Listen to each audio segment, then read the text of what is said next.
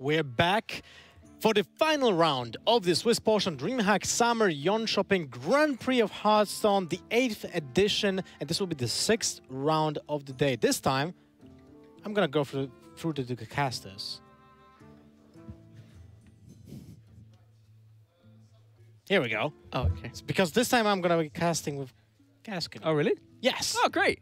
I'm up for that. That's going to be pretty cool. I wasn't casting the entire day, so I'm looking forward to it. I feel like you deserve it. I feel like we deserve some Lothar love. Definitely. I'm okay with that. And we're into the business end now. We're getting there. We've got players at 5-0, and that's the exciting part of the tournament. We can talk a little bit about that. So who has the 5-0 wins right now? So we've got Orange and Zixo at the moment. They're at the top with 5-0. Zump, Hoy, Impy, and Diggin. So clearly some phenomenal players up there that we're used to seeing. And then a few players like Impy and Zump, maybe some people wouldn't know very much about, but it's nice to see that there are some other players up there that aren't just those main streamers.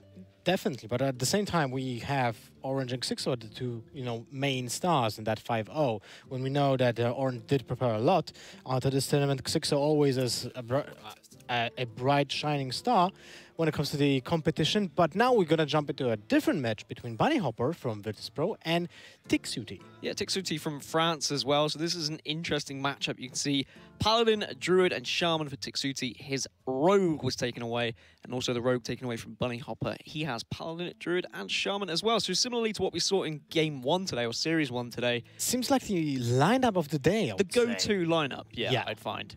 It's something that everyone seems to have assured themselves this potentially is the best lineup we've got in the meta at the moment. Some people would argue and saying Mage might find its way into there, but certainly a comfortable lineup is certainly a go-to. Yeah, definitely. I mean, we have players that actually 3-0 people with Paladin only, like Zetalot, who just won 3-0 in this previous round, and like 3 other ones that he had played before. And we had our champion from Valencia, Evangelion, who was also knocking out people 3-0 with Paladin, right? So that seems to be a storyline. But now we're gonna jump into the game.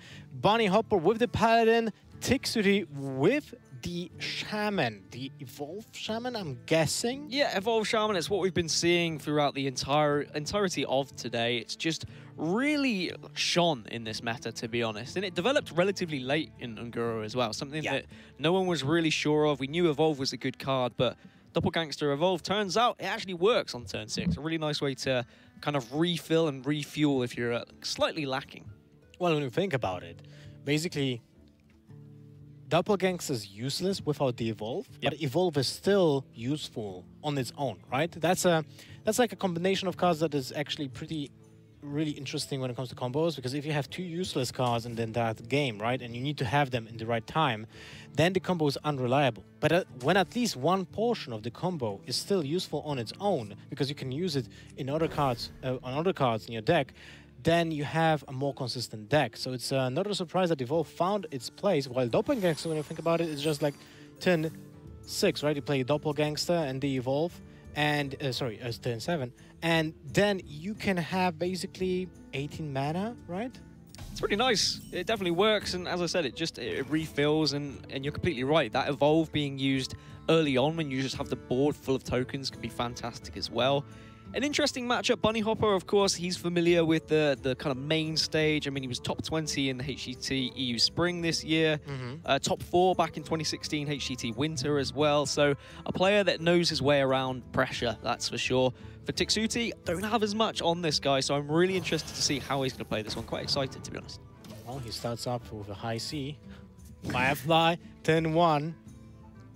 But Bunnyhoppor lately, you talked about like how many results he was delivering in the past, right? But lately he was a little bit struggling, especially in the Star Ladder series.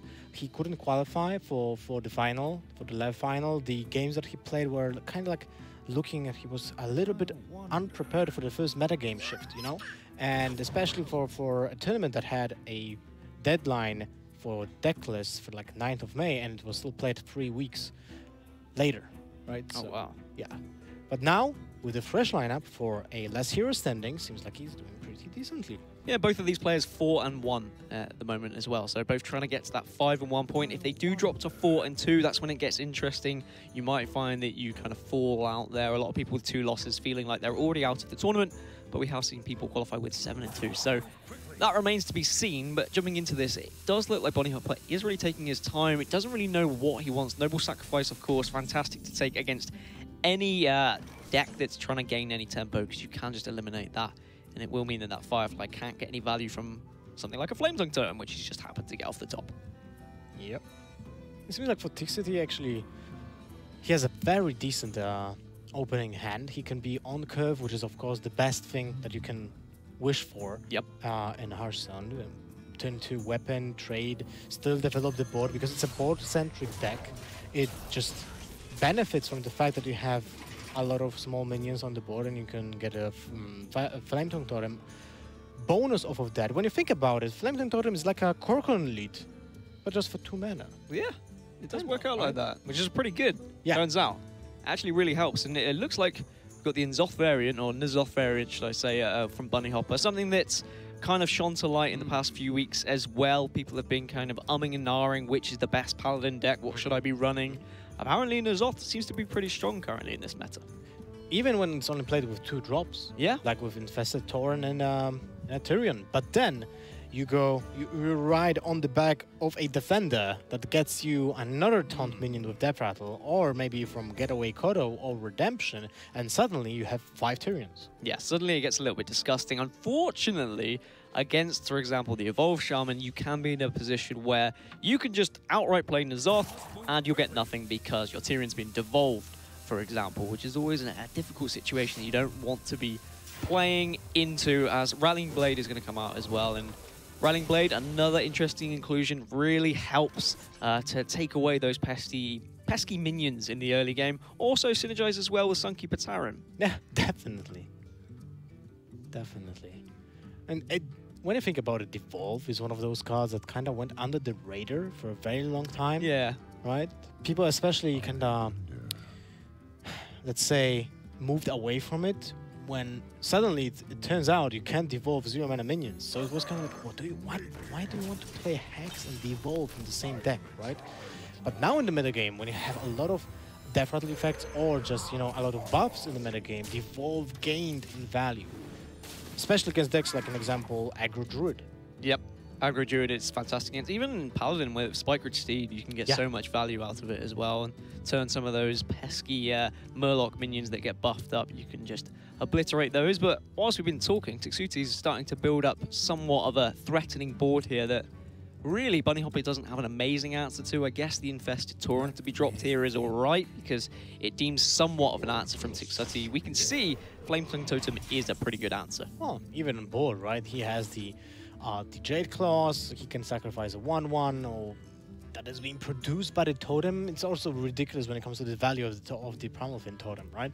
You just get a minion every single turn, and that's fantastic when you think about what the deck tries to achieve, right? Every single, like, non-basic totem, actually, right now in the game, Mana Tide Totem, Flametongue Totem, produces you value with other cards, and your opponent still needs to deal with the original card that is being played with it, right? So it nets you a lot of value, but at the same time, you can be kind of behind when your opponent finally catches up, because you play such low value cards in the beginning, right? The good spot for Primalfin Totem as well, especially at this tournament so far, and as of late, we're seeing less Hungry Crabs. There were a lot in the meta previously, but we're not seeing as much targeting onto like the Murloc Paladin, so it means that this Evolved Shaman can kind of go under the radar a little bit and not get hit by that counter-attack.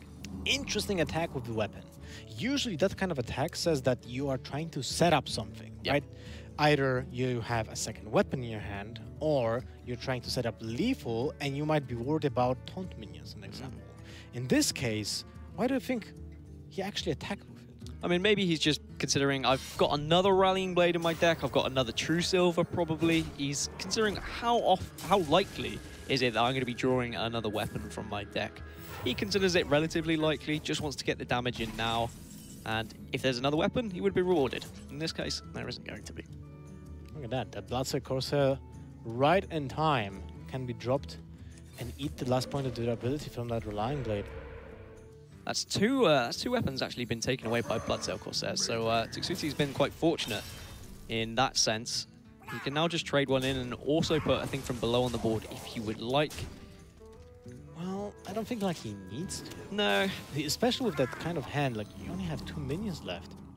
If your board gonna get cleared, and that can easily happen, because your opponent has access to consecrations, maybe even pyromancer consecration, because it's an Zov version, right? So it can run pyromancers actually. You know that you will be just losing the entire board, and your only refill option would be Thing from Below into the Flame Elemental, and maybe Milestone Portal, and that's not the best way to just develop your board, especially when you know you don't have any parts of your combo already in your hand. Oh, for sure. He sussed out from the previous turn there was no real removal from Bunnyhoppor, so he said, actually, if he hasn't got anything like Consecrate, I need to be worrying about kind of single target removal, like Outdoor Peacekeeper. That's the stuff you're going to be kind of worried about. So nice that he is playing around that. Now he's in a position, though, where he says, okay, I don't have anything to buff up these minions of my own. I might just have to trade in and start putting big, beefy minions that make a difference on sooner rather than later. Good catch on that. Switch a little bit of the tempo on the board, put more damage, because when you think about it, a full board of those minions was only for attack. Without a Bloodlust in hand, that's really weak. Yeah, it is rough. And at least Tixuti's putting himself in that position, though, where if he does draw the Bloodlust, he's in a fantastic spot. And it will get to that stage where eventually Bunnyhoppor is going to be able to draw the removal. So Tixuti's going to want to see it sooner rather than later. Also interesting that Bunnyhoppor did pick a 6-mana card from his Ivory Knight, and that means that Tixuty got some informations, because basically the 2 6-mana cards that you want to see are either Avenging Wrath or another Spike Ridge Steed. So some information given to Tixuty. He needs to play around one or the another, right? And I mean, if he does suss out that it's another Spike Ridge Steed, a Devolve, of course, will deal with it, but the fact that Bunnyhopper's then going to have several others to play with, or a couple of others to play with, Bunnyhoppor might be able to really take advantage with them, which is something that you might not be able to do usually. Jade Spirit is an interesting inclusion to this deck, and I think that's why during the Mulligan you were saying, I kind of think this is Evolve Shaman, because we haven't seen much Jade Spirits. Yeah. I mean, when you think about it, it's a 4-drop, right? It gets you 2 minions, so with the Evolve, it actually lets you a 5-mana minion, which stats would be probably around 4 or 5, usually. And you're still gonna get to evolve another minion. And sometimes when you already are like developed minions from the Jade generation cards in the beginning of the game, suddenly that evolve lets you a 5-drop and a 6-drop, for example. Yeah, it definitely makes sense. I mean, it's the same as we've seen some people run like Nerubian Prophet, for example, and it can just gain insane value. It is a bit of a risk-reward style play. Maybe the Jade Spirit is more consistent, so I actually kind of like the inclusion. Oh, interesting. He rolled a totem instead of getting the 1/1 from the Primal Fin. Huh. So he really wanted that 1/1 totem. That means that it's actually pretty clever when you think about it, because if only one of your totems will die next turn, and that means most likely the Taunt Totem, you can guaranteed re-roll it before you sacrifice the 1/1 Searing Totem. Yeah, I think that's what he was going for. He was saying, okay, well, at least I can put myself in guaranteeing myself a 2-mana 0/2 taunt, which is a nice position to be in. And now for Bunnyhoppor, he still hasn't got that removal. He's got the first part of it, the equality, but this board's not even an equality-able board. So instead, he's just going to have to put a big old Tyrion in the way and hope that Tixuty can't get through it. This may encourage the first Evolve to come out from Tixuty. Might happen, but still, an 8-drop coming to a 7-drop. Still scary. Still scary. It can be a Tower Lord, an example. Such a hard and tough minion to go through. It can be Curator. Well, 4/6 is not that bad, right? When it comes to 7-drops.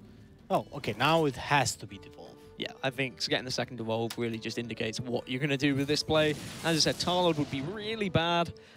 Wow. I mean, that's not great either. That's still something you're scared of, especially with Spike Ridge Steed. Yeah, you know that the opponent has a 6-drop, so this is not looking great. I was thinking about maybe even second Devolve on this. Your opponent can just blow you over. Like a buff on that. Actually, if you not die next turn, then you can bait out the Spike Ridge Steed, so you can play the next Devolve. That's true, yeah, and Tixuty actually saying, I don't want to play a Jade Spirit either. I don't want to put something on the board that he can trade off efficiently with, something that he can actually... All he's going to be clearing is useless totems at the moment. Yep. Now with the Wind Fury Elemental, he can kill, finally, the Primal Pentotem, and that means the production of Murlocs will stop, but still doesn't resolve the problem of a potential Bloodlust. I guess there's a possibility of playing just Doomsayer here. If he doesn't want to go down the Spike Ridge Steed route, you could just Doomsayer on this board. You're not too worried about throwing away your 4-7 in this situation. It's more just trying to stop the constant pressure from your opponent. And as you said, that Bloodlust is a big fear of yours in this sitch. Well, let's see what will be the play from Bunnyhoppor. He's still like in this matchup, what he needs to achieve is get board control. Basically what he needs to do is play around Bloodlust, and the only way of doing that is either clearing the board with the quality Pyromancer combo, or getting bigger minions on the board and just attacking into the minions that don't have charge. Because that's the thing about the Shaman. They don't have charge, right? They thrive of minions that already had stayed for one turn on the board. Cards like Flaming Totem, which are support cards, cards like Bloodlust, which are also a support card, right? It can be a win condition, but at the same time, they require board control already.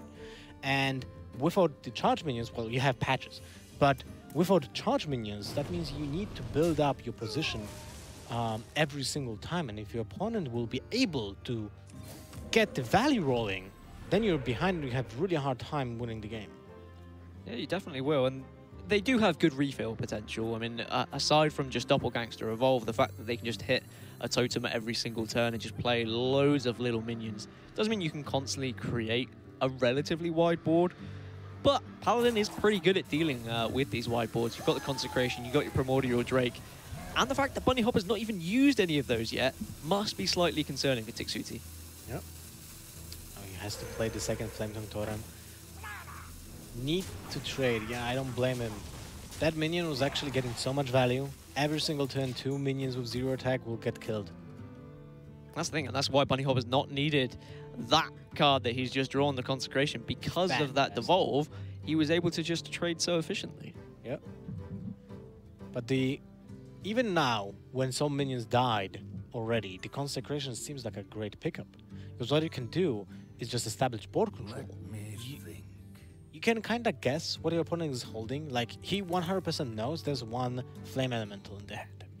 Because he saw the Firefly. The question is, does he just remember that 9 turns ago there was a Firefly and the Flame Elemental still wasn't played? But he should.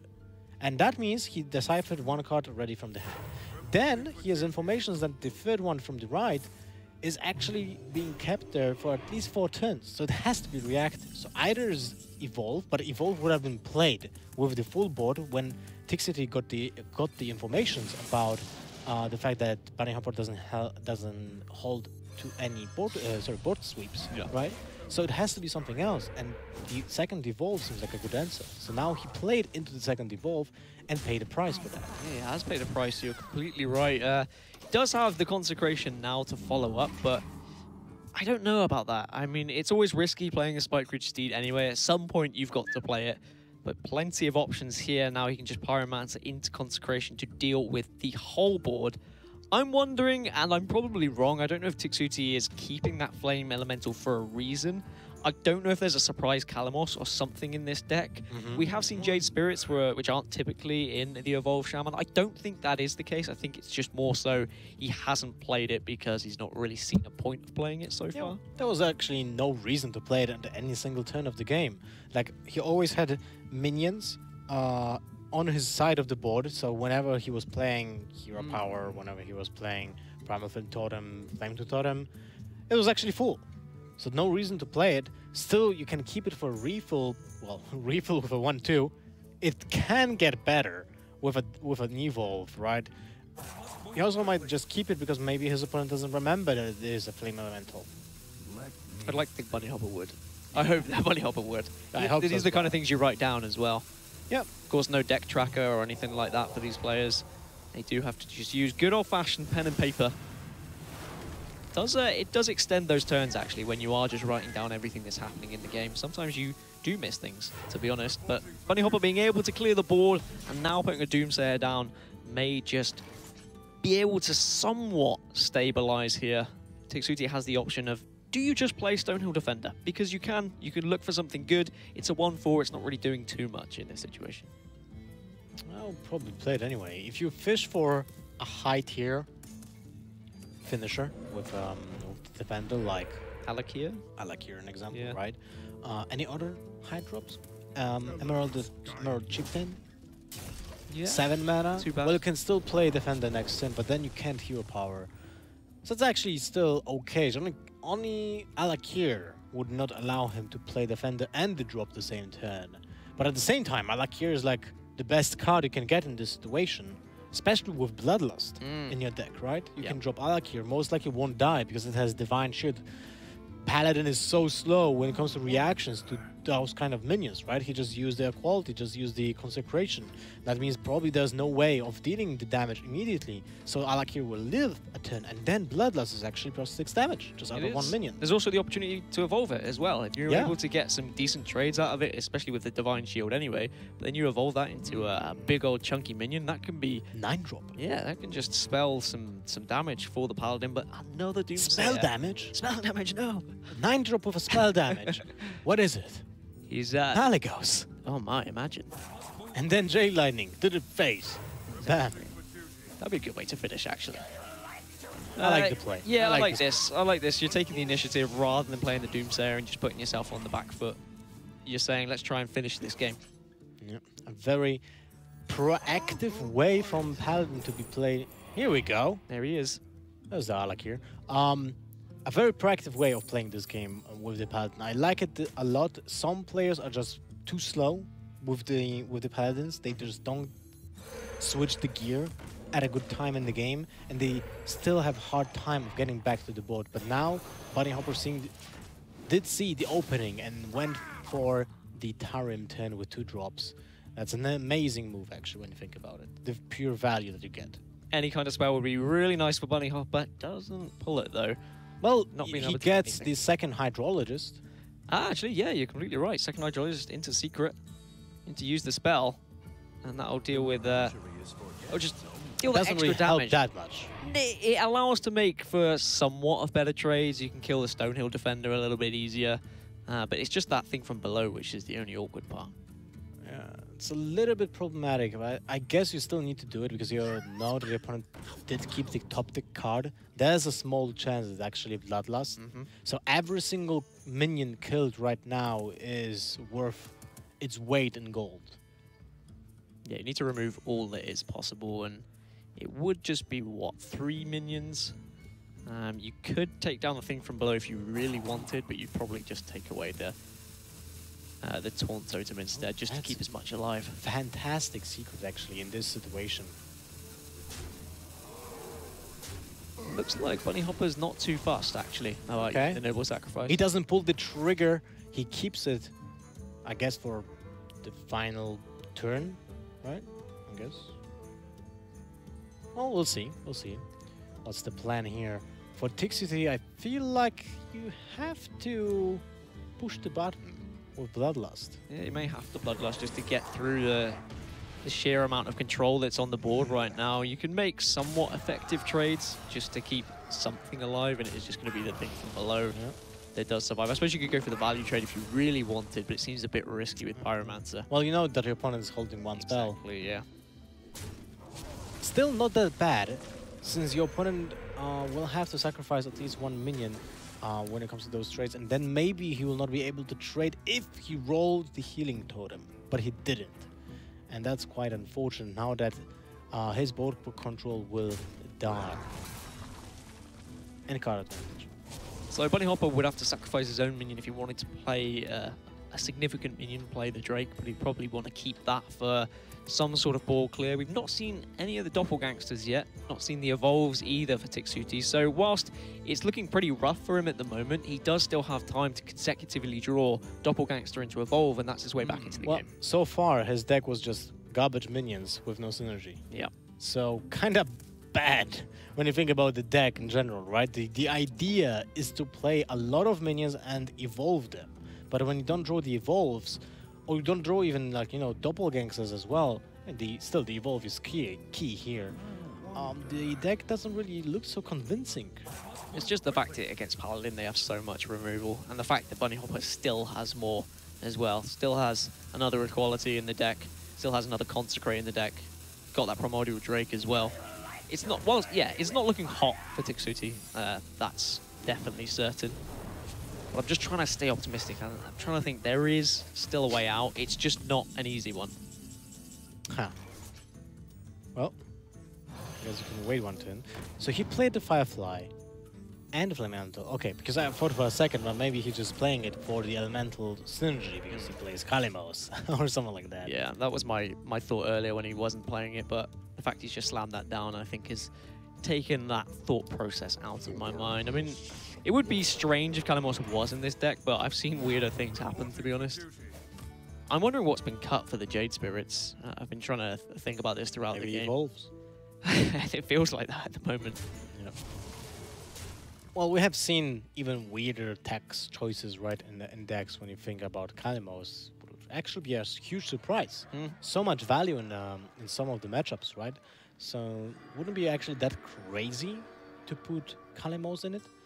Because basically what players do in Last Hero Standing is that they just want to increase a certain strategy, right? Like a certain win rate against aggro or against mid-range or against control. In this case, the Evolved Shaman is actually pretty decent against control decks. It might struggle against mid-range decks, so maybe Kalimos would be actually pretty interesting. I mean, it certainly would work out in some situations. Tixuty just getting Stonehill Defender after Stonehill Defender. I guess Earth Elemental is probably the pick here, just to play something that can stick on the board. That's really been his issue for the past few turns, to be honest. How many cards does he have left? I think it's about 9. And still, 2 Doppelgangsters and 2 Devolves are in that deck. Yep.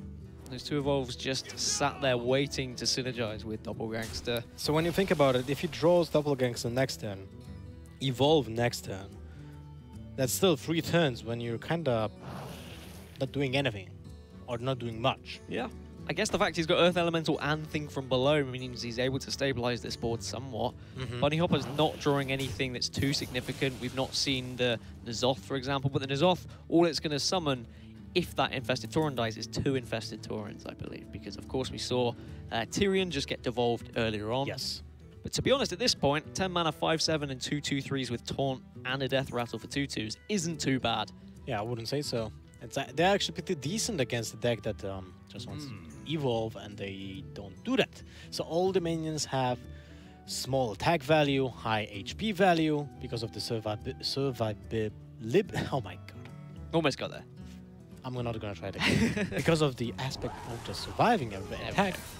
Survivability. Thank you. There you go. Okay, I got you. And is he finally going to put this Drake down on the board? No, he's saying this is too valuable. The 2 damage that it deals to all minions are 2 more valuable than the actual 4/8 body. Now, Jade Lightning finally coming out for Tixuty, and this is where we're going to start to see the value from those Jade Spirits that he has put on the deck. Because the Jade Lightnings are going to be summoning Jades that are more significant value than we've seen in previous Evolve decks. It's the same reason why we've seen a lot of people run Echo Spirit, for example, in their Evolve deck, so that they can get more Jade value. It's a really good choice from Tixuty to play the Earth Elemental right now, because that's one of the targets that doesn't really get high value out of Evolve. So better to play it before you actually get to draw it, which is a super high chance of drawing it, and not being overloaded when you want to play Doppelgangster Hero Power Evolve at the same time. But now we can actually talk about Bunnyhoppor's draw. He is playing a Kern. Yeah, Kern Bloodhoof as well. So he has lent more towards the Death Rattles. As you said, we have seen like the N'Zoth variant only run a Tyrion and even 1 Infested Tauren in some cases. But Bunnyhoppor's gone a little bit more all out with 2 Infested Taurens and a Cairn and a Tyrion. No Devolves left for Tixuty, so he cannot deal with these Cairns. Probably not going to be running any Hexes either, because typically Evolved Shaman doesn't. But still, not like a clear victory for either player in this situation, and Bunnyhoppor having to rip that second equality now. Well, it doesn't look terrible, although he just lost the combo with Primordial. Yeah. But he's getting lower on cards as well in the deck, and that means he will be able to snatch that N'Zoth at some point in the game. And now when he developed the Kern, this is actually pretty good when it comes to the pressure that he's showing to his opponent. Tixuty is actually low on health. 19 when he's staring at 7 damage per turn. That's lethal over 3 turns. Yeah, and Tixuty, I mean, he can just go for, what, Aya and Thing from below if he would like.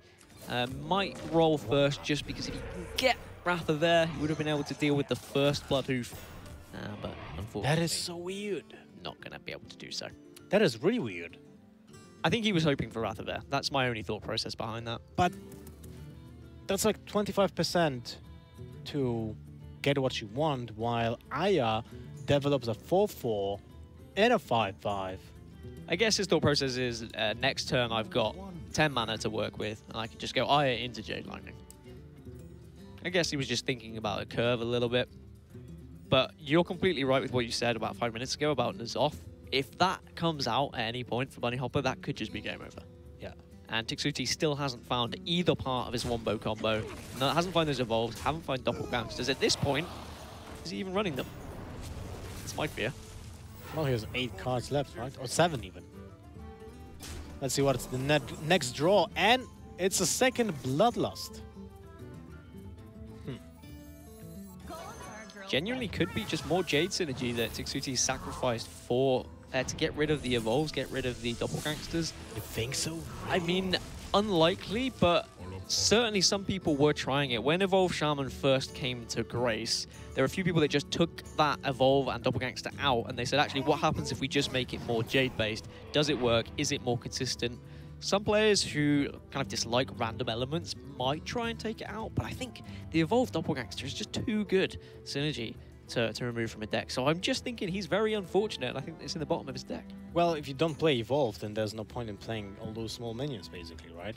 I mean, it's just like he's trying to play token-based, trying to keep the board. It means you don't have as many win conditions, that's for sure. Well, we will see at least one more draw from Tixuty to get some more information about his deck. So I believe he just hovered over it, and I think it showed 5 cards. So in theory, that would mean that there's 2 Evolves and 2 Doppelgangsters in there. That's unlucky. Which would be very unfortunate. 6 cards left. Yep. Okay, so that's still not a fantastic position to be in. It's very unlikely, actually. Booty Bay Bodyguard is being played. A card that will never see play outside of Arena. And situations like this. Milestone Portal. And I think, is that the first Maelstrom Portal we've seen as well? So no, that's the second one. That's the second one, okay. Finally get some fortune with the Ratha there. But it doesn't really change anything here. Exactly, the trades are still pretty awful. But Bunnyhoppor is running out of resources. That N'Zoth is almost as important as the Doppelgangster and Evolve that's stuck at the bottom of Tixuti's deck. Another Stonehill Defender. When you just talk about those cards, man, Stonehill Defender is such a nutty card. It's insane how much value does he get it to. It's a huge roadblock, 1/4, and then it gets guaranteed another taunt, which most likely will be able to play the same turn. That is nuts, especially in Paladin. The Tarems are like, I feel like everyone plays 3 or 4 Tarems in a deck. Yeah, it's worrying how often it is that you can get Tarem or Tyrion. It makes Stonehill Defender crazy. I think people overlooked it when it was first released. Of course, it was first put into Taunt Warrior, because why wouldn't you? But then people are starting to notice, actually, there are a lot of good Taunt minions. I mean, even in Shaman as well. Alakir being able to be drawn is Thing from that's below, huge. right? Thing from below, which is absolutely massive as well. But we're now in a position, Lothar, where it's who can draw their combo first. At least for Bunnyhoppor, it is just one card that he has to draw. It is just N'Zoth. It's not really a combo, it's just finishing off the game. Yeah, that's true. While for Tixuty, he still needs 2 turns to draw Doppelgangster and Evolve. At this point, I actually feel like he's not playing it. Yeah, because, well, we're going to find out. He's going to play Mana Tide Totem now, and he's going to draw a card, and then that will be down to the last 4. And, yeah, I've just got a feeling he's not playing it at all. Let's see. But if he's playing it, then he has almost guaranteed to get both of them in the hand. Yeah, he has chosen not to play the Mana Tide because he's actually saying this could go to fatigue, and he's a little bit worried about drawing too many cards. So instead, by keeping it back, actually, that even suggests that there may be Evolve in there, because you're saying, all right, it's a 3-drop that I'm going to put on the board, and I'm going to be able to Evolve, and it's not going to draw me any cards. And then it's not a dead card, right, in the matchup. Because when you go so close to the T, as you said, this might actually be GG. Just if you play the Mana Blade Totem, your opponent just ignores it, and you get fatigued. Huh. Okay, so there are some people who played only one Doppelgangster and 2 Evolve.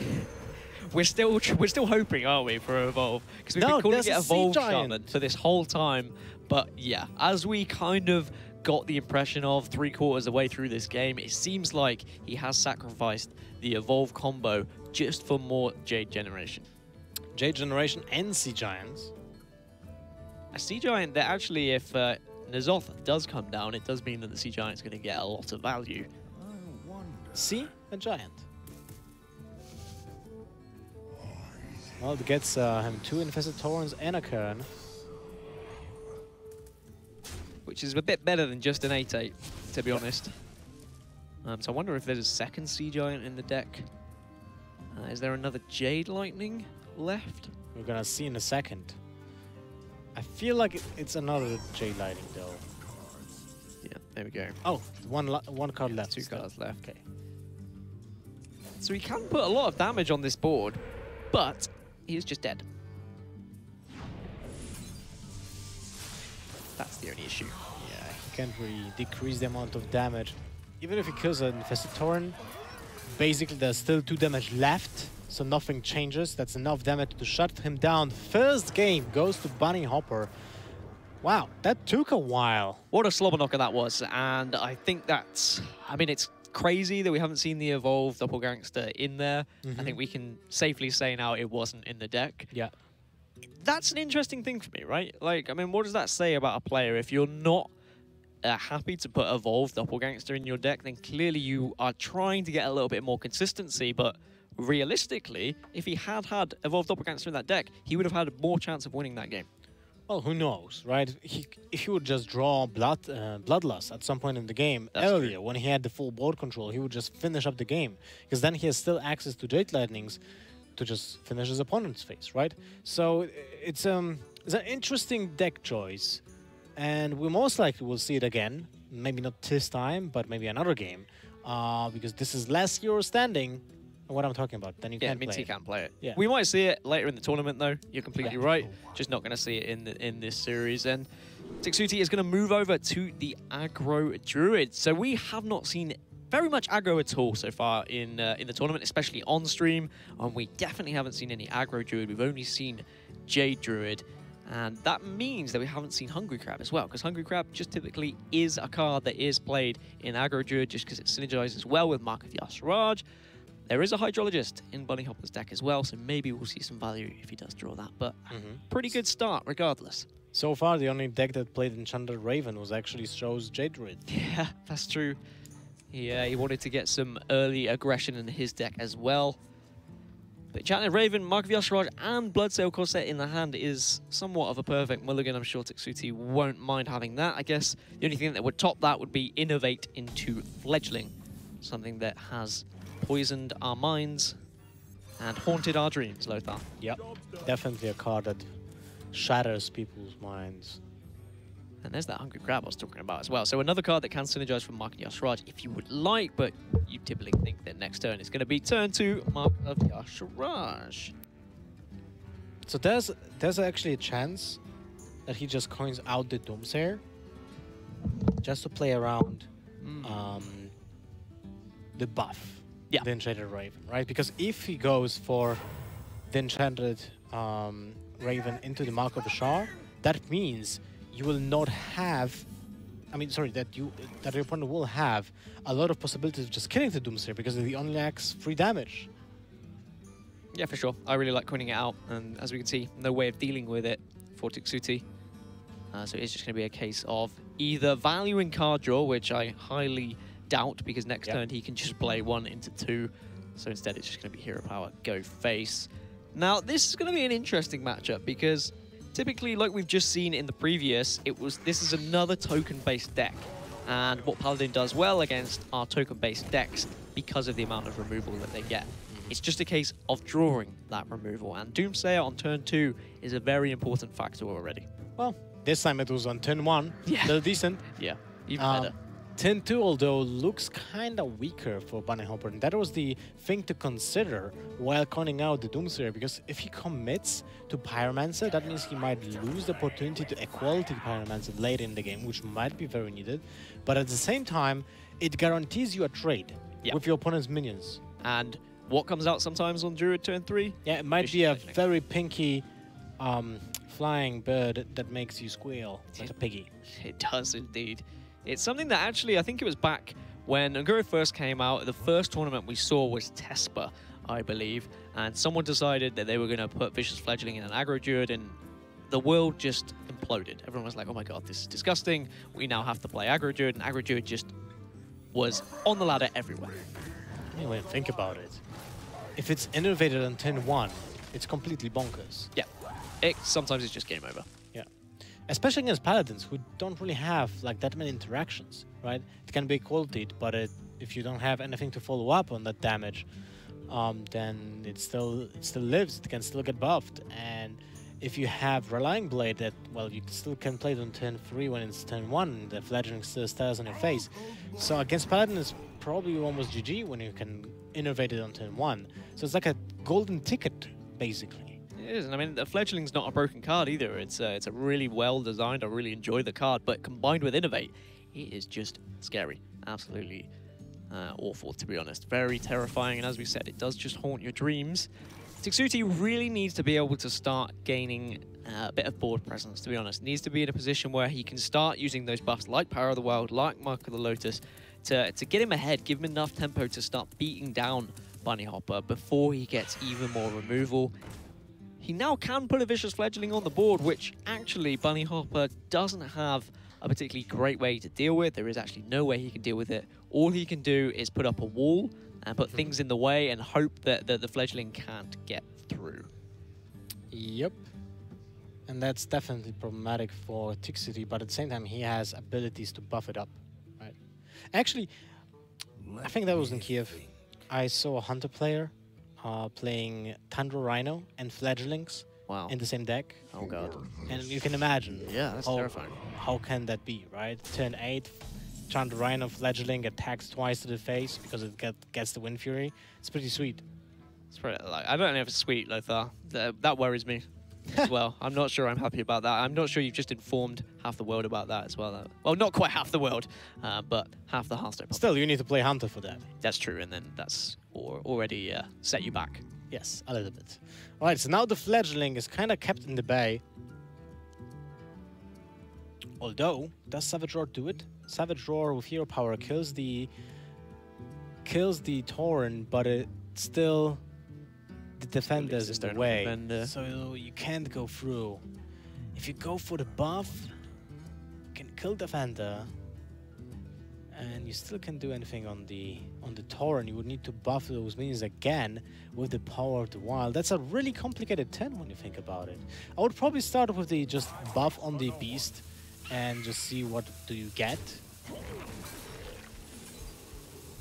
Trading to keep his Fledgling alive and actually saying, I don't think you've got any weapon removal. I don't think you've got Rallying Blade. I don't think you've got True Silver. Consecration, second Pyromancer. Well, so far he's good on that prediction. It is interesting that he has put Hungry Crab out, though. He did pause for a second and said, well, I mean, what's the likelihood of a Hydrologist coming out? Unfortunately, he is going to work out there. He's going to be punished for that shortly, but I guess you could just Kodo here, but then you are leaving your face open to be smashed twice, possibly. Yeah, and this might be problematic. If that Fledgling goes into stealth mode, that's when the game does get scary.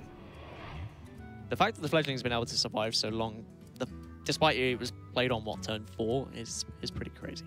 Yep. Burn Bristle is just another tool that Bunnyhoppor can use to just stop the beatdown from arriving. Ooh, Redemption might be a good option here. Definitely something that you should consider when you want to play around the Fledgling activation. But you can't really play it this turn. No, you can't play it this turn, of course. So there are options now for Tixuty to get through this. You could combine, of course, Mark of the Asheraj with Savage Roar, for example, if you would like. I would love that. You'd love it? You're okay with that? First for the mark, see if you get Mark of the Lotus.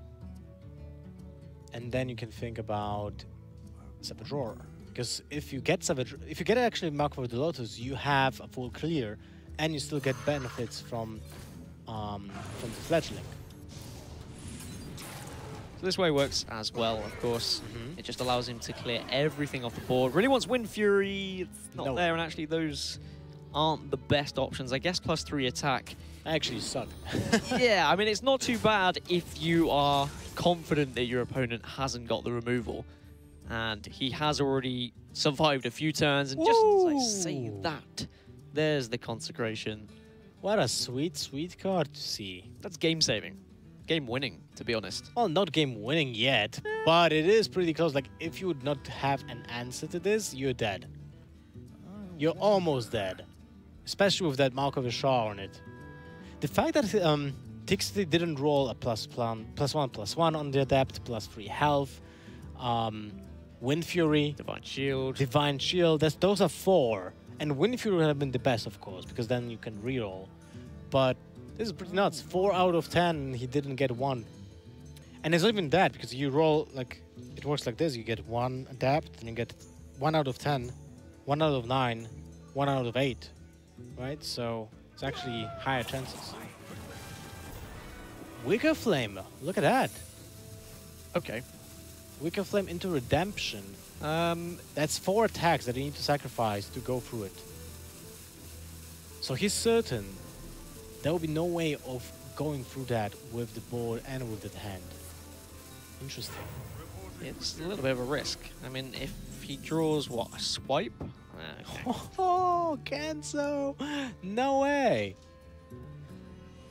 So this was, Genzo was an inclusion that we saw, I think it was 2 weeks ago, where, I can't remember the player's name and I feel really bad for it, but he took Aggro Druid to very high rank 1 legend, I believe, with Genzo included in the deck, and then everyone started just following suit, putting it in as well. Interesting. Is there anything that he can do? I mean, just the fact that he can buff this fledgling up to 4 may mean that Bunnyhoppor might be a little bit annoyed that he didn't actually go for the Consecration play. I guess he has to run into it anyway, so it doesn't, yeah, it does the same thing.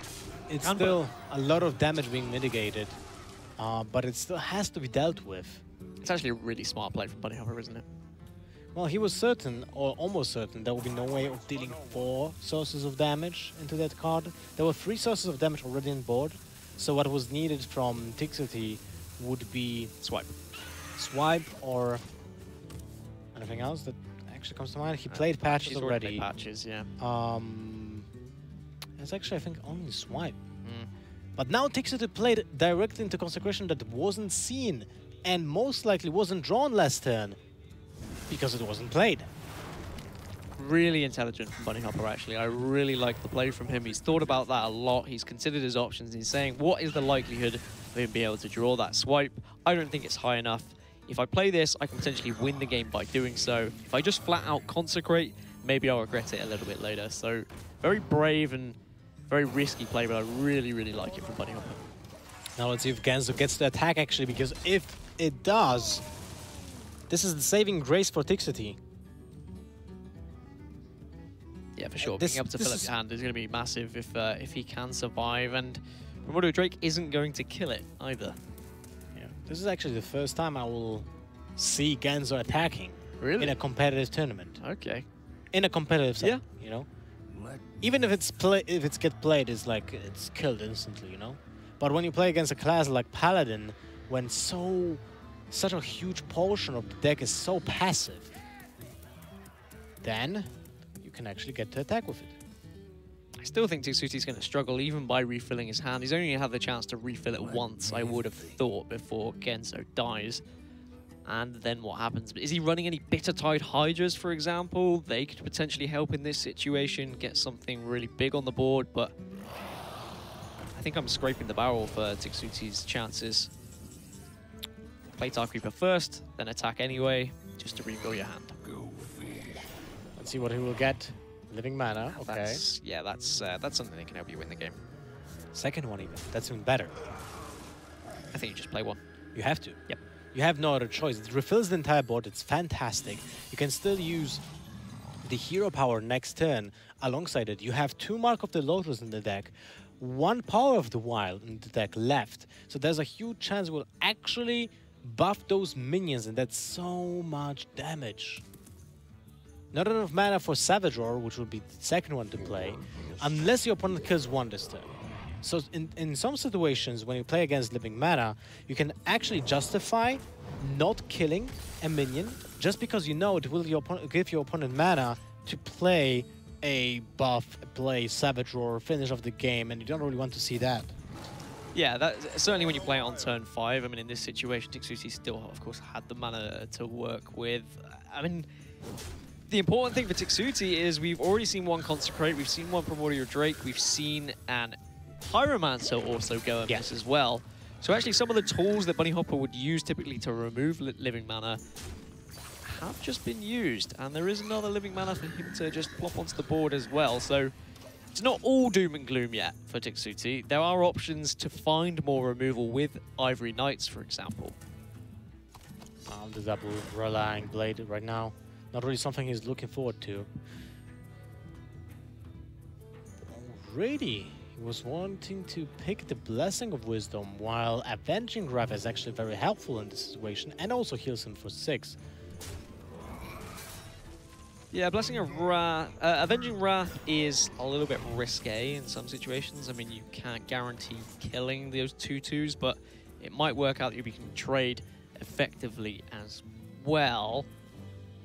There's still a lot of chances actually kill those 1/1s and 1/2s. Yeah, right. It's better to have the chance than not have the chance. That's for sure. All right, another Firefly. Still no Evolve, man. Damn that Evolve. That would have been... That still confuses me, that game. Either way, now the Avenging Wrath does look pretty juicy. To be honest, and there's that Consecrate as well. I don't feel like you need the No, Consecration. you don't Consecrate now. You definitely save that Consecrate for the second living mana. Equip the weapon and just play Avenging Wrath. You probably will first trade with the Ivory Knight, exactly. Weapon helps up clearing up those 1/2s, and then you can play an Avenging Wrath. If something that has 1 HP survives, you can still trade with your Mogoshin. Yeah, and actually, Bunnyhopper's saying I'd rather keep my Avenging Wrath for something else, maybe even a possible 8 damage to face at some point. He can trade relatively well anyway, so he's more than happy just keeping the board presence rather than using. He's at 30 HP. Yeah, he can do what he likes at this point. Yeah. And he's got a Consecration in hand and an Equality. He's plain sailing. To be honest, there was a chance for Tixuty to get back in this game if there was no removal drawn from Bunnyhoppor, but we knew there was a chance, there always is. That's what we spoke about at the start of the game, that typically the Paladin does have a lot of removal.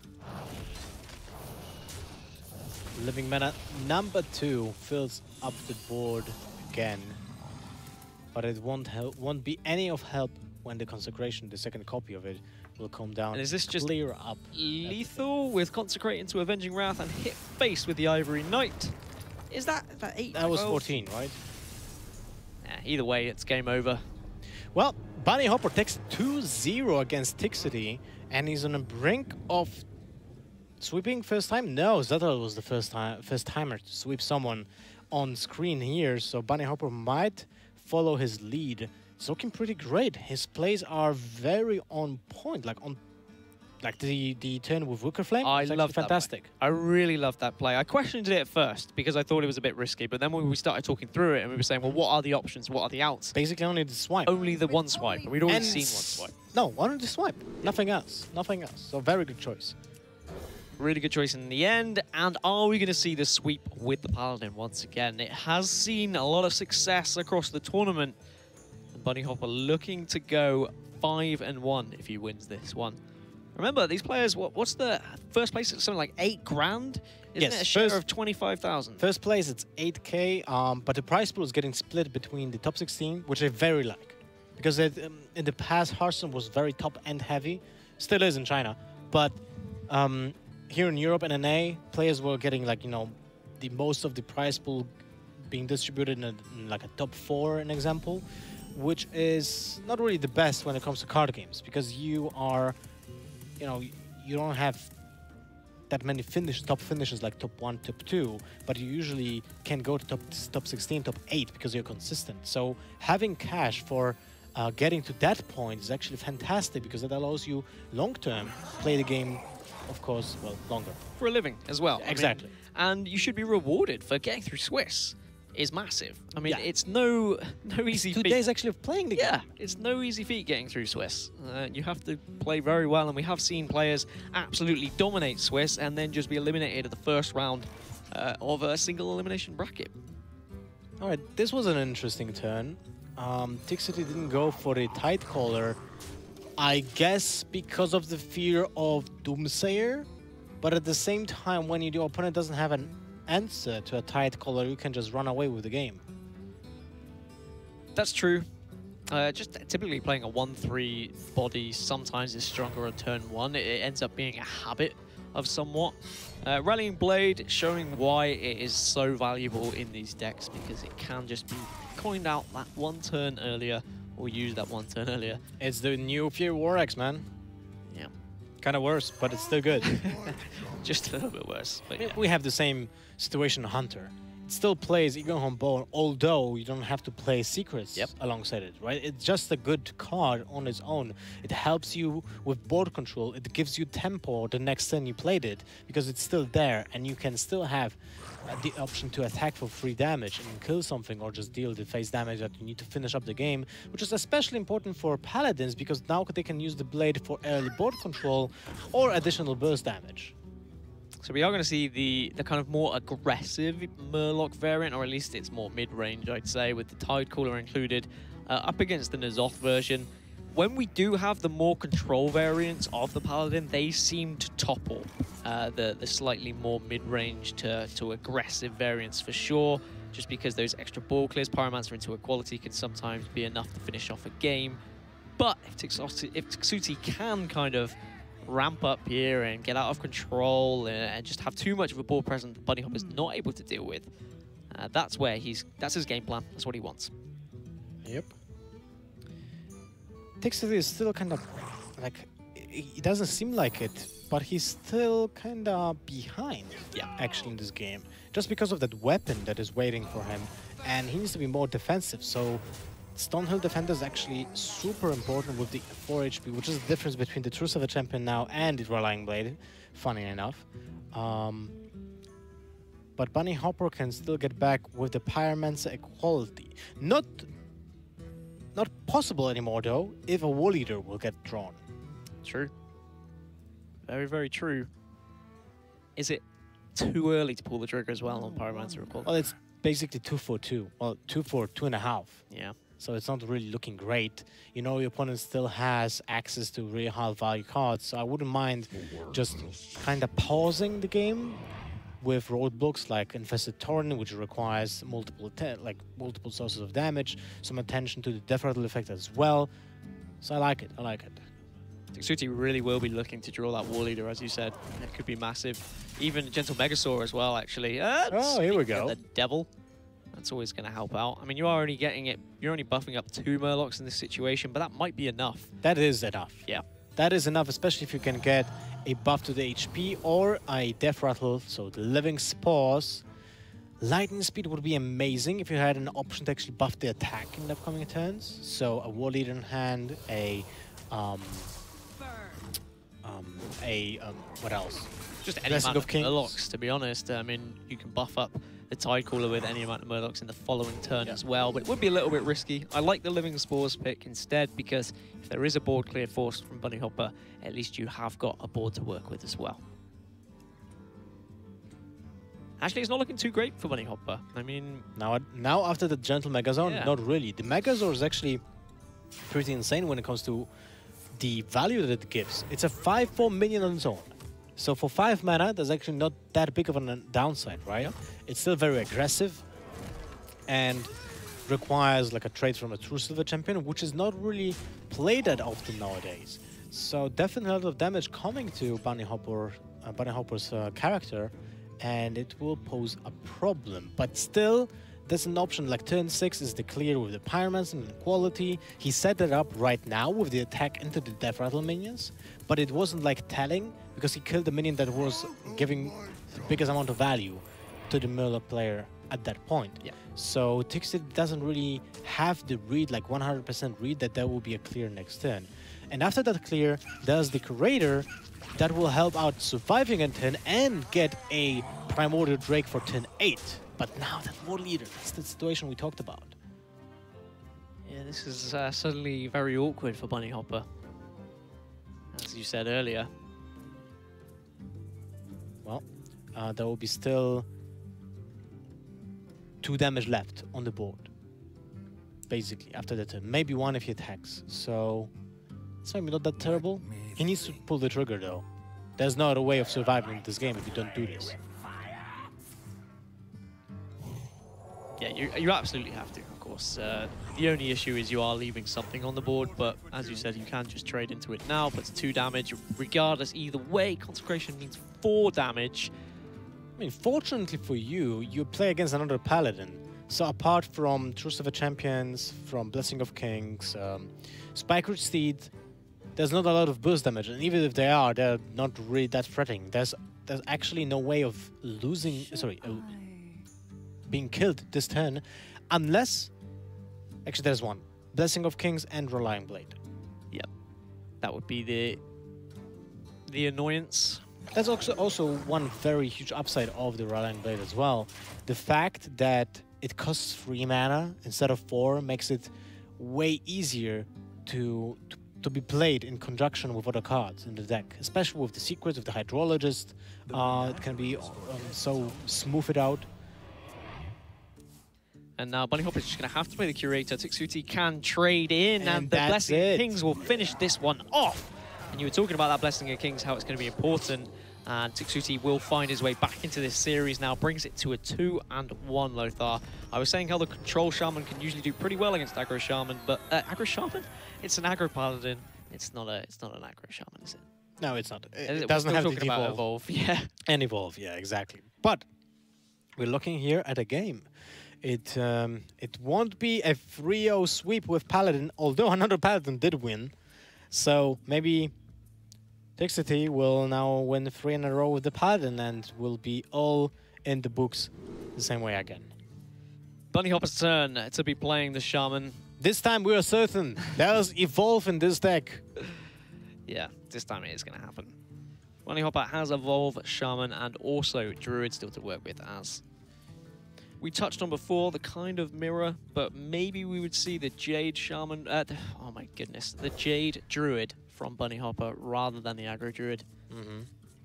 It's getting hot in here like that. Holy moly, this opening from Tixuty.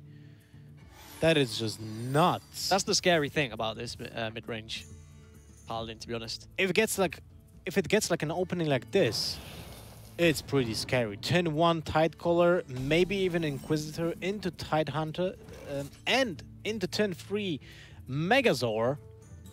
Whew. So naturally against Shaman, you would play the Inquisitor because of Jade Claws, but in this situation, the Firefly is already on the board anyway, and you've got the coin. So you're saying, well, I'm just going to go for it. If he's got a Jade Claws, he has a Jade Claws.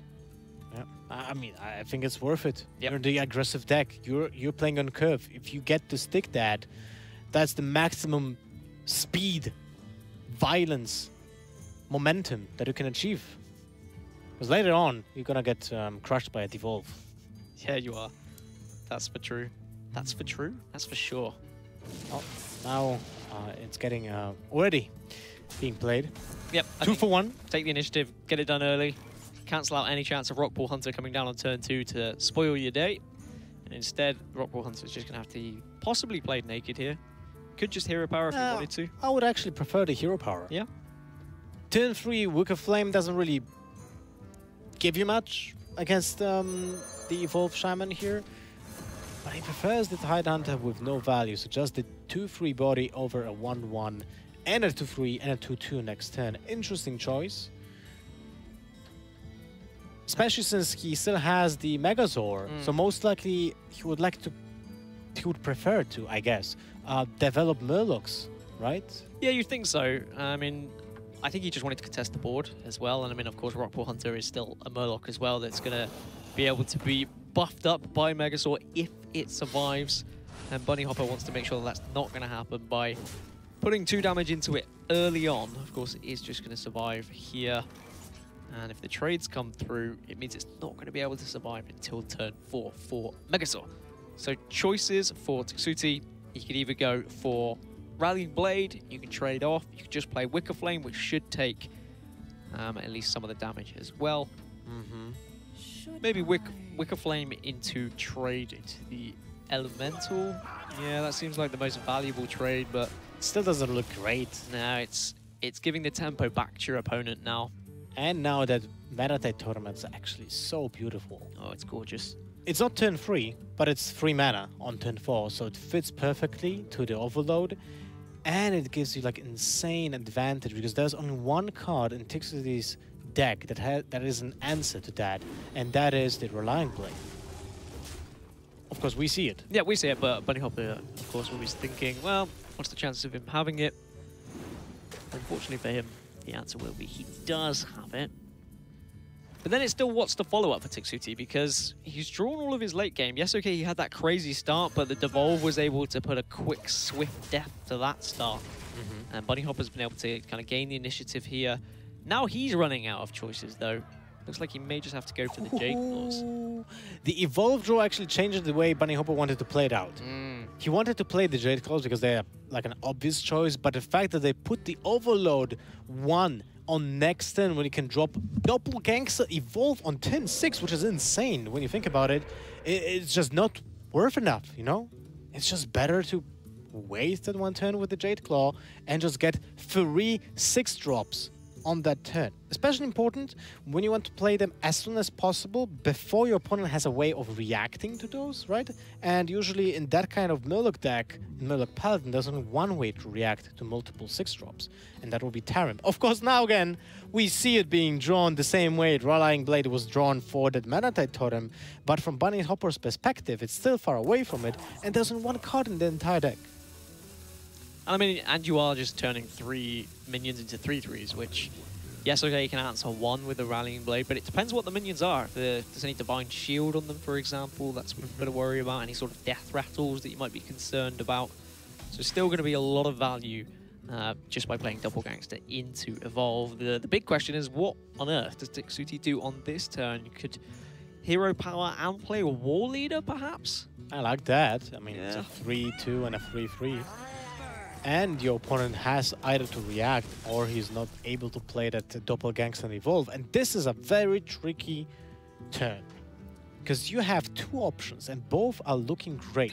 It's either the Jade Lightning and the Jade Claws, or just go for the Evolve. And he went for the Evolve without thinking, gets the Rocketeer to trade with War Leader. It's actually pretty sick, although other minions suck. I mean, it does a similar thing anyway, because the fact that we can see Tarim, we know that Tarim's going to be able to buff up this little old Murloc to make a trade. But yeah, it was good to get a charge. It helped. But those Thinking about 6-drops War Leaders are really bad. Yeah, they're not great, let's be honest. Fortunately for the game, or for the competitive players, you can't get Sylvanas anymore from the Evolve, from Doppelgangster Evolve. That would be kind of broken. Yeah, if you think about it. Can still get things like Aya Blackboar, though, which is also quite broken when you're playing Evolve Shaman that does just have Jade Generation anyway. True. So, Jade Lightning, trade, you've got Jade Claws. I would rather prefer Defender into Flaming Totem, into Jade Claws. Yeah. Take the 3 damage to the face, it's not much, but you develop the board better, and you still have an active way of resolving problems from your opponent's side of the board with the Jade Lightning. Yeah, I'm okay with that. In this situation, you basically treat the Jade Lightning as a minion with charge. Yeah, I like this. Happy to take it. And actually, you could just play Thing from Below rather than the Stonehold Defender if you wish. If you want to just gain as much. That's interesting, because I feel like the Stonehold Defender gives you more options the upcoming turn. You know what's cooking, right? You know what you can get from a Taunt Totem, you know how to plan it out, and also thing from below is actually fantastic for second evolve. So if you top deck that evolve, you either keep it for the second copy of Doppelgangster, or you know at least you have the thing from below. So it's an interesting choice. I'm not saying this is worse, it's just different. It's more aggressive, that's definitely sure, because it adds 4 attack on the board. But at the same time, there's no more big taunt minion, on turn 7 at least, that will be, you know, requiring that 7 attack. Yeah. Bunnyhoppor just really, as you said, he wanted to be aggressive. He wanted to take the initiative and try and show Tixuty that he means business and he wants to finish off this series quite swiftly. Jade Lightning does deal with the Megasaur very comfortably, but Divine Shield was found onto the Murlocs, which makes them a little bit of a nuisance. That's true, but at the same time, the Jade Lightning now will come to use. Yep. It's perfect. Like, the Megasaur is an ideal target for the Jade Lightning. Now we'll see why was it kept basically last turn in the hand to have still an access to an instant reaction in the upcoming turn against a minion that requires the attention. So now Bunnyhoppor switches the gear and goes aggressively against Tixuty. Puts the pressure on. Basically, this is the first turn when he's able to pressure his opponent in this game. Yeah, and pressure is exactly what he needs as well, to be honest. I'm just looking as well through some of the results. Hoy's now up to 6-0, Zixo 6-0, Diggin at 6-0 as well. Those 3 guys will be feeling very comfortable going into tomorrow. Orange, of course, Mitsuhide there, 5-1. And I wonder whether Bunnyhoppor is going to be able to join them at 5-1 as well, or if we're going to see Tixuty somehow get back into this. I mean, playing an 8-8 on turn 8 that does heal you is always fantastic, but you're staring at a board that is very threatening, and he's picked up Alakir from Stonehill Defender as well. A lot of damage potentially coming out for Bunnyhoppor. Starting to look like he's edging his way towards that 5-1, to be honest, Lothar. Yeah, that's true. Alakir, second time being picked up in the same game. Wait, was it this game? It was, right? No. Yeah, Alakir. No. That was... Oh, is this series, if that's what you mean? Yeah, this Yeah, it was this series. But it wasn't the evolved shaman. No, it was the Jade token shaman. Very interesting build. I can understand it, and I remember it was happening. But now Tixuty doing what he can to just stay alive here. He was able to make efficient trades thanks to Divine Shield. Is there? No, there's no lethal option from what I can see. Well, it's 7, 10, 16, 17, 18, 20 damage. But the evolve is actually insane. Yeah, he can make some really decent trades here and then evolve if you would like to afterwards. That is fantastic, actually, when you think about it. Well, I would trade with the Ragnars 100%. Then attack, or even trade with that Murloc. No, you take that Murloc to the face, and then you evolve. You get a 9-drop and a 7. So you get a 9-drop, a 3-drop, a 7-drop, and 2 2-drops. Yeah, that's not enough. Is it necessary to trade with that Murloc, you know? Is it necessary? There is always the risk, of course it is a small risk, of Doomsayer coming out from one of these 1-drops. Then you can sacrifice them. Yeah, in that instance you could sacrifice them, but I think in the position that Bunnyhoppor's in is a very good one. He doesn't need to. Quality is ripped off the top, but nothing to really synergize with it to get amazing value. It's actually pretty sick that he has it in his deck. Yeah. Not every single Murloc Paladin plays equality. No, it is the more... It does seem like it's more the mid-range variant rather than like the kind of aggressive one. What's the draw? Is it Doppelgangsters for Bunnyhoppor? Just needs something really. I mean, he's got, what, 13 damage already. Is Patches still in the deck? Can he finish this one off? I'm not sure. By the way, good placement of the Fengnotora, because if there's Patches still in the deck, he will get the buff right now. Yeah, if he's got Patches, he can then roll the totem to try and win this game. If he gets spell power, it's an outright win. He doesn't get it, so we can put him down to 1. But nice choice of play from Bunnyhoppor, at least putting himself in that situation. Well, he would like to deal the damage to the face to set up a lethal with that Jade Lightning next turn. I wouldn't mind actually the evolve this turn. Like, equality was used. Quality is used, and you would think that there's a potential Consecrate as well in the deck, because you've seen it. I wouldn't mind Evolve here as well, to be honest. I have no problem with it whatsoever. Speaking of trading. Trading and then evolve. Yep, put yourself. Did he just get Doomsayer? No, he closes his eyes in case. Well, that was also the fact that why did he trade with that? Oh wow, and there was the consecration as well. So definitely the right play from Bunnyhoppor. So close. Fortunately, it does mean that Tixuty is going to fall, and he'll be at 4-2 Lothar. But Bunnyhoppor moving on to 5-1.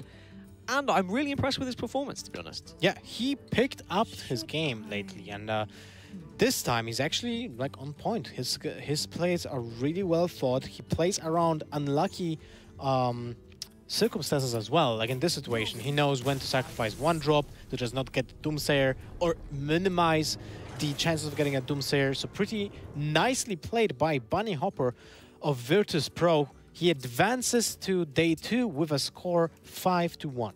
5-1 is a fantastic score to advance to day 2 as well. Definitely. Especially if you're in a situation where you're 1-0 down and you're 0-1 down, you're thinking, oh, maybe I'm not going to be able to get through. And then I'm not saying he came back to 5-1, but even the fact that you know that is a possibility is always great in Swiss as well. And some of these players, they're moving on at 6-0. As I said, Hoy, Orange, they're in a great position to move on to the potential last 16 here. Well, they will be most likely playing against each other as well, right?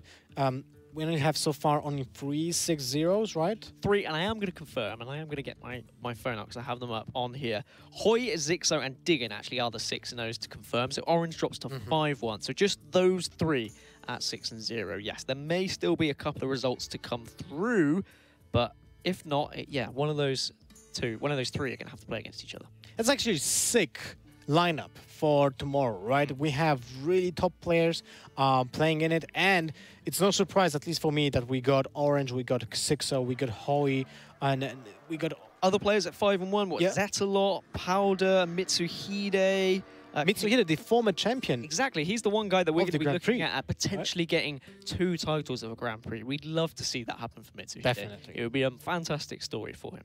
Definitely true, and that is the wrap up of the entire day, because we have just finished the 6th round of Swiss. The other game on the B station was finished as well, so we have everything sealed up, ready for tomorrow. So tune in tomorrow. I think it's actually noon, 12 p.m. here at CAT in Sweden for the 3 final rounds of Swiss, and after those rounds we'll cut it off to top 16 and, well, play the top 16 tomorrow as well, and then on Monday to close it out and crown the champion of the 8th DreamHack Grand Prix in Sweden. So from me, from Gaskin, from Lorinda, from Fabat, thank you very much for watching, and see you guys tomorrow.